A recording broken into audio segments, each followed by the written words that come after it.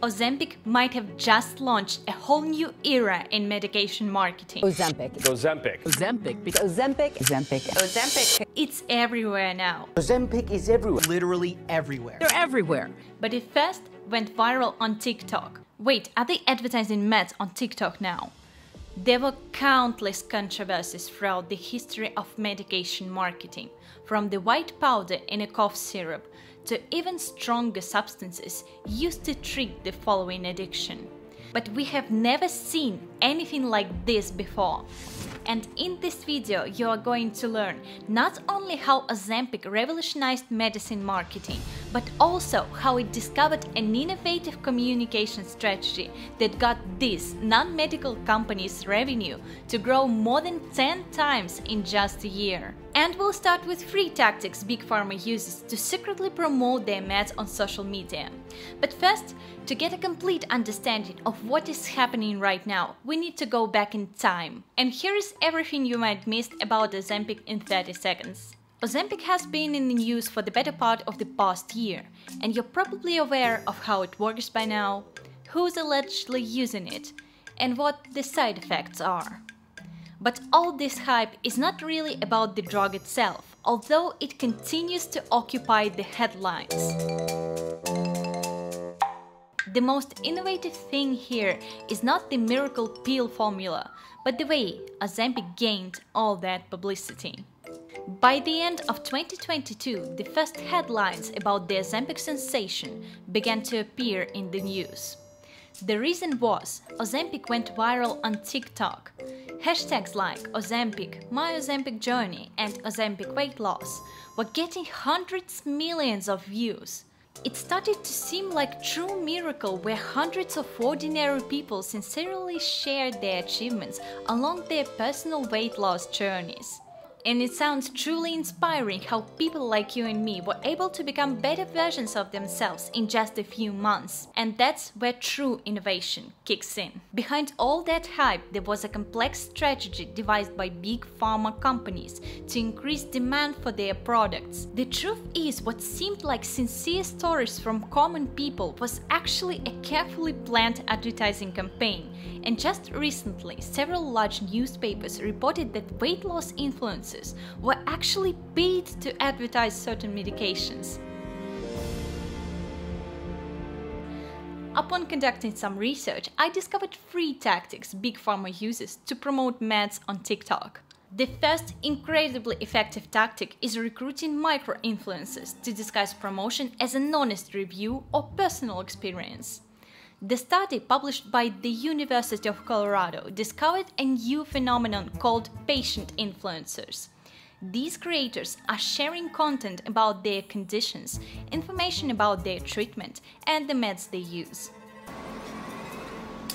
And it turns out 69% of patient influencers surveyed in this study had collaborated with pharmaceutical companies in some way, which makes a lot of sense for the companies as they mostly target micro-influencers who usually have between 1,000 and 40,000 followers. These micro-influencers are super attractive for pharmaceutical companies for a number of reasons. First, they are obviously significantly cheaper than the influencers with larger following. Then they are more desperate to make money from their content and are more likely to seize any opportunity. And finally, what makes micro-influencers so cost-effective is the level of trust and loyalty they have. People do not expect their sincere and ordinary bloggers to be adepts of any corporations, because it feels like a suburban mom or a guy next door, they are just sharing their stories. The audience often perceives micro-influencers as uncorrupted by the showbiz, which makes native ads they post incredibly effective. But sometimes pharmaceutical companies have their homework loosely done, and then controversies like this happen. Not understanding the values of certain creators, they approach fat discrimination experts and body-positive activists who are fighting against diet culture, offering them weight loss deals. Creators stated that they were offered free Ozempic supplies and as much as $2,000 to promote the medication. You open one, you take it. Oh, in your stomach? In your stomach. You take it, go like that, press. That's it. That's it. And there is even more elaborate way Ozempic was advertised. The second tactic companies use is not that obvious and is harder to trace back to the manufacturers. They use influencers to promote affiliate links to telehealth companies that prescribe Ozempic and similar meds. Unlike micro-influencers, this type of creators are not necessarily getting supplied with the medication or even directly paid for their content about the drug. Interestingly, such influencers are quite open about their referrals to telehealth companies because they don't perceive it as an advertising, and some of them even believe they are genuinely helping their followers. And that happens precisely because telehealth companies have a clear vision that helps creators rationalize their participation in the schemes lying in the gray areas of medicine advertising. The CEO of Valhalla Vitality, telehealth company that now specializes almost exclusively on weight loss prescriptions, said that their goal was to give people access to the tools they need to control their health in their own hands. He also stated that the company works with influencers only to educate people, and this is how Valhalla Vitality crafts and controls the narrative. Then, the affiliate links influencers rewrite and repeat the same thoughts, believing they are on a mission of helping their followers. I get a lot of messages from people thanking me because their Mounjaro was cancelled by insurance coverage. I'm not doing this for money. I really got involved in this company to absolutely help people who just weren't able to get it from their doctors or their insurance. Some creators genuinely believe they are doing this for a greater cause of destigmatizing weight loss drugs and making them more accessible. And this belief certainly makes their pitch even more persuasive. However, this practice raises serious ethical concerns if people without any medical training should be actively promoting prescription drugs and their off-label use. If you are somebody that is taking Ozempic for weight loss, please know that there is absolutely no judgment at all. It turns out this affiliate link story goes even further than I expected. In early January this year, Weight Watchers, a company offering weight loss programs, sponsored a whole TikTok house for weight loss creators who was supposed to network and collaborate, creating content about Ozempic and Wegovy for weight loss. Company covered travel, accommodation and membership fees for these influencers, and the results were impressive. Weight Watchers clinic program received not only awareness but a solid number of requests from their target audience eager to lose weight using Ozempic. This whole story reminds me of a drama series Dopesick based on a non-fiction book about horrific America's struggle with opioid addiction. It started from a series of advertising manipulations used by Big Pharma when marketing OxiContin. And putting the horrors of the actual events aside, there are some worrying parallels with the Ozempic story. Big Pharma started to promote OxiContin by targeting local doctors in small towns who had ultimate trust of their patients. These people, my people, trusted me. Much like micro-influencers today, they recommended the drug to the patients dealing with pain, and once OxiContin proved to be insanely effective, the doctors believed in it even more. Being misguided by Big Pharma, the doctors were absolutely sincere in their desire to help the community manage the pain. Doctors believed they were doing it for the good of their patients, while in fact they were starting an opioid epidemic in America. I think you see the uneasy parallelism with this tragic story. I think I can make this the biggest drug in the world. What makes me really sad is that after initial seedings of micro-influencers' content and these Ozempic TikTok house efforts, many people blindly followed.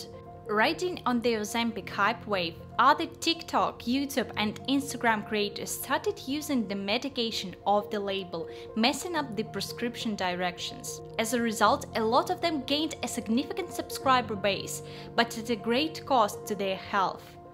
People using Ozempic off-label suffered from severe side effects. The daily nausea, some cases even vomiting, as diarrhea or bowel issues, headaches and fatigue. The worst part is the sacrifices they made were just in vain because the moment they stopped taking Ozempic, the weight came back, doubled. So do you have to be on Ozempic for life? The industry is evolving now, as Ozempic continues to pop up in some headlines every now and then. Weight loss companies who were selling prescriptions are now saying they can help people get off Ozempic and Wegovy while maintaining their weight achievements. This pyramid-like scheme started with little payments to micro-influencers and produced a lot of free user-generated content, which really made Ozempic such a sensation. Because these are wonderful medications, and then they are changing the lives of patients like never before. The third and the final tactic captures a serious problem behind the Ozempic story. They started going after people's deep fears and insecurities when the first celebrities endorsed the medication. Well, Hollywood has always been setting unrealistic beauty standards, but it was mostly unexpected from Elon Musk and Oprah Winfrey, figures not so Hollywoodish. Celebrity endorsements make this medication even more hypnotizing, as it provides a model to follow, a perfect example from trendsetters. Everyone is suddenly showing up 25 pounds lighter. What happens when they stop taking Ozempic? I still believe that behind all these morally flexible practices, there is a pure innovation that can be successfully used in other contexts with no harm. Remember Stanley cups that were trending all this time alongside Ozempic? It's not a coincidence. Stanley tumblers used the same tactic as Ozempic to promote their product, user-generated content. It started with the fire, a whole car was burned down, but only one thing remained untouched: the Stanley cup. On a fire yesterday, it still has ice in it. First, the CEO of Stanley used situational marketing tactics and reacted to a viral TikTok video that captured a surviving cup. The company gifted the creator a new car and received huge free publicity. After the initial attention was captured, they started targeting micro-influencers, suburban moms, clean girls, and other types of bloggers to reposition Stanley brand from tumblers for fishermen to a middle-class status symbol. Drinking it out of this cup makes me feel aesthetic. It makes me feel like those aesthetic Range Rover moms. Countless influencers started posting their daily routines featuring Stanley cups, and the surge in demand followed. In 2023, Stanley revenue grew from $75 to $750 million.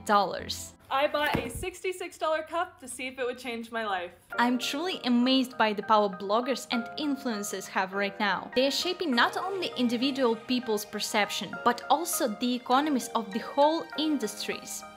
And I hope that companies will use this power responsibly, because with great power comes great responsibility.